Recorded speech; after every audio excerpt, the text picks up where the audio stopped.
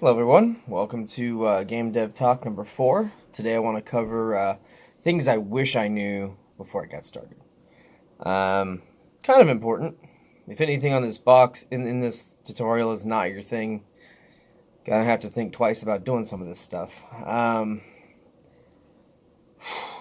Start with the big one, school. And I've seen lots of YouTube videos out there saying, school doesn't matter, school doesn't matter, school doesn't matter. They're kind of right and kind of wrong.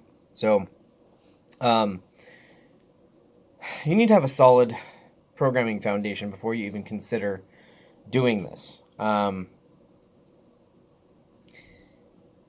If you don't have any programming background and you're trying to do this, it's an uphill battle. It's not that you can't do it. I'm not saying, you're out, can't do it. You don't have the background, you're out. That's not what I mean. But what I do mean is, the better you are just as a base programmer, the easier it is for you to be able to pick up the different concepts within programming. Oh, the hat, guys, sorry. I've been doing baseball stuff with my kid. For those of you that are dads, it's baseball season, and the hair is pretty smashed. So, hats it is. Anyway, so schooling. Go to school to be a good programmer. Don't go to school to be a game programmer. Make sense? If you don't want to go to school, learn to be a programmer. Don't just do tutorials on game deving. And I realize I don't have straight programming tutorials, at least at this time, but find them. They're out there. I do recommend schooling, but not, again, as a game dev school. I recommend going to a classical four-year university and getting an education in actual programming. Multiple reasons. First of all, lots of jobs out there. Second of all, being a game dev is first and foremost art and programming and story, right? And music. But those are your four pillars. And if you can take care of one of those in the programming aspect, then you're ahead of the ball compared to people that don't have any one of those things taken care of but want to be a game dev. Because remember, a game dev doesn't have to be the person doing the code or the artist or the music person or the story person. A game dev could just be somebody who's designing the game, a game designer, right? So keep that in mind. So yes, I do recommend school. I think it's helped me. Everybody says you don't know nothing coming out of school, and that's true. You don't know a damn thing coming out of school. Oh, that word, I might have to bleep that or something. You don't know stuff coming out of school, but you know how to learn the stuff you need to know, if that makes sense. Biggest battle towards learning something is knowing how to learn. So, I do recommend school. The next thing is connecting with community. This is something I'm notoriously bad at. This is something that I struggle with tremendously. One of the reasons I started doing the tutorials is because I wanted to connect with more people that like making games, more people to bounce ideas off of, more people, to surround myself with, and just know that I can get feedback and I can help other people with their feedback. And so specifically, there are 3 projects that have said, hey, something to the tune of, when I get a little further, I'd love to have you test my game, and I'm all for that, by the way. I'd love to. So definitely use me, right? Use me. I'm here. Yeah. Community. Hit that like button, guys. Right? This is connecting with the community. Hit the like button. Let's get this video out there. Share it with your friends. If you haven't subbed, please do. And if you are subbed, make sure you ring that bell so that you know when a new video comes out. And Discord. Discord is where the community is. So please consider it. But anyway, getting to be a part of the community, there will be pubs in most semi-large towns that'll have a game dev night. I'm notoriously bad at not showing up to it just because, well, I don't know. But do it. Do it. It's good for you. You meet good people, and it's good to be connected into the community and have friends within the community. I know as a lot of us are kind of like, hey, I would rather just kind of go out and do my thing, by myself, and I don't really need anybody. I don't need anybody to talk to. I don't like to talk to people. Okay, but if you have an idea for a system and you want an honest opinion, tell another game dev because they're gonna give it to you. It's a pretty honest community. If they don't like something, they'll be like, "Ooh, I'd change this, I'd change that, I'd change this other thing." And the more they want to change it, the less they liked it, right? So, it's good to have like-minded people to bounce ideas off of. So yeah, connect with the community. That's a huge, huge, huge deal. And again, one that I am sorely bad at. So take that for what you can. Start smaller, right? Smallest game you can possibly conceive of. And I know I mentioned that in the previous tutorials. Even my very first game I released was a 4-month project. And that was the Delinar TD game. Somebody asked about it. I linked it somewhere in my videos. But Delinar TD for Windows Phone. It was a 4-month project. That's too big. Should have done something smaller. The smaller the game is, your first game's gonna fail. So just let it fail. Not let it fail. Not like hands off and let it fail, but make it. Do the best you can. Put it out there, and come to terms with the fact before you put it out that you can't expect anything from it. Right? That first game, you just have to float it out there. Probably even the second, maybe even a third game. You just got to do it. Otherwise, you'll be very discouraged if something does go badly. So consider that also. But small. Stay small. Be quick, be agile, and fail faster. So again, I'm going to do a whole episode on failing faster later. But failing faster is key. The more times you try something, the better you get at it, right? Duh, right? I just talked to my son's baseball, right? I had him out and I was just throwing pitches to him. Why? Because he's got to practice. If he doesn't practice, he won't be good.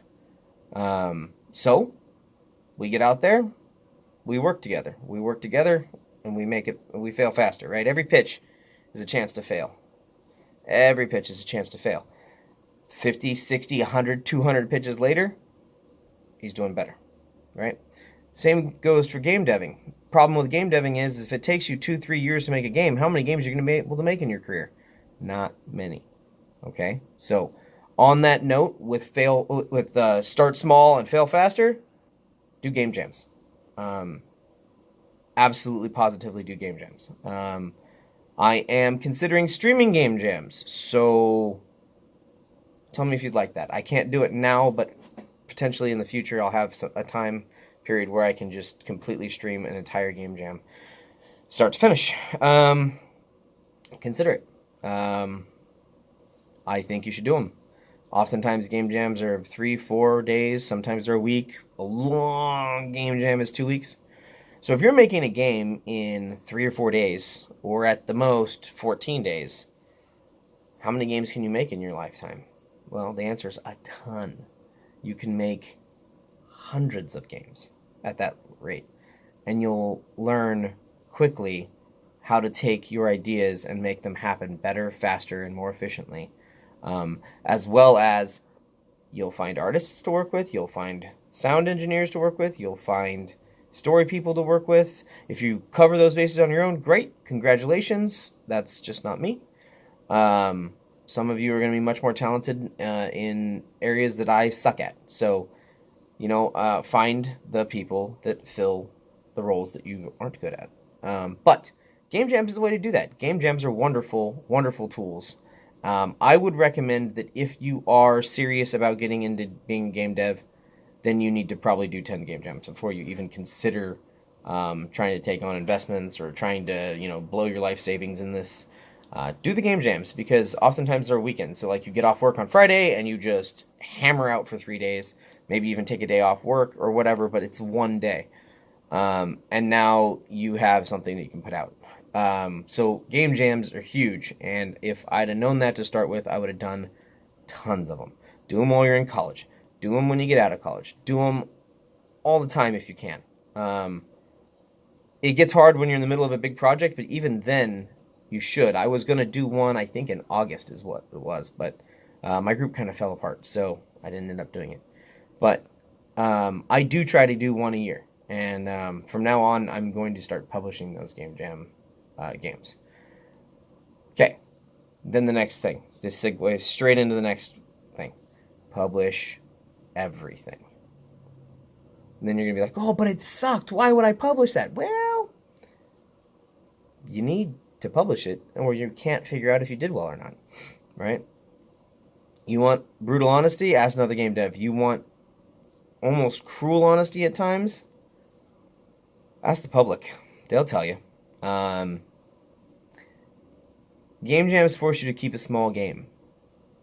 When you publish that small game, the feedback is mostly going to be about the small subset of features that you created. Therefore, you can tweak the small subset of features over and over again until you have a refined set of features, right? Oh, your buttons suck. Okay, great. Let's work on your buttons, right? Oh, your scrolling is choppy. Cool. Let's work on that, right? And you can kind of piece it all together. You can look through those things. You can get better at them. And you can get more efficient. So maybe the first time you try to create a game in 3 days, you got a dude that runs around and shoots stuff, right? Like we did that in the Fuse tutorials. But maybe that's as far as you get. Okay. That's your starting point. You now know how to get a guy that runs around and shoots stuff. Maybe the next time it gets more structured and more structured. And the next thing you know, 10 later, you're actually making something you might even consider a game. So keep that in mind. Publish everything. Gather that feedback. Great segue. Eat, sleep, drink, feedback.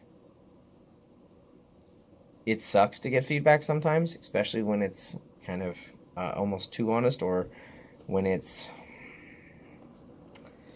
Most of the feedback you're going to get at the beginning of each game is just bad. I crashed here. There was a bug there. When I used this skill, this mob disappeared. Stuff like that. You're going to get weird things. An example I had recently was, so in Guilds of Dalinar, you have a taunt skill for the warrior, right? And when you taunted a character, and then that character was forced to only attack the taunting character, if it searched and found a different character first, it would crash. So only on taunt, only when it finds a different character first, and usually the warrior's in the front. So usually when you taunt a character, the warrior's going to be the first thing it finds. So only when there was these other situations, then it crashes, right? Well, I didn't find that bug, okay? That wasn't me. It was found by a tester, and they didn't know what the bug was. They just explained what they did, and then it crashed. And then I was sitting there going, okay, what is that, right? And then I had to take that feedback, and I feel ashamed because I messed up and put bugs in the game. But everybody's going to put bugs in. But then I worked towards fixing that portion of the game, right? And that's what you need the feedback for. You can't find all the bugs in your game. You just can't do it. Nobody can. And so you let people play it. Let people enjoy your game. And hopefully they do enjoy the game. And then if they do enjoy it, that's the greatest thing, right? You hand somebody this little tiny kernel of a Game Jam game, and you're just like, here you go. What do you think? And they're like, dude, that was awesome. Then you know that's the basis of your next game, right? That's the kernel of your next game. You're going to have to do more than that, but that's the kernel, right? So schooling, do it, or at least spend a lot of time learning to be a good programmer. Connect with the community. Start small. Game jams, got to do them. Publish everything. And lastly, eat, sleep, drink, feedback, man. You got to do it. Feedback is the most important thing you can get. And all of that's interconnected, right? Because you need the community to get the feedback. You need a small project in order to get, again, more feedback. You get a small project by doing a game jam. And you get good enough to do any of this stuff by learning, right? And so either schooling or tutorials or whatever it is. You need all of that to get it done. And then by publishing stuff, again, you reset, you redo that loop, and you get that loop going much better and more accurately. So, yeah, those are some things that I really wish I knew before I got started. It would help me out for sure. I would be in a different place had I known those things when I got started. So anyway, guys, get out to your computer, make sure you're working, produce some games. Let me see them, man. I love seeing them. And then, yeah, again, just a reminder, hit that like button. If you like the video, if you have gotten this far, maybe you should subscribe. See the next stuff. Ring that bell if you have subscribed. Check that Discord. Love to see you there. And, yeah, I'll see you guys next week.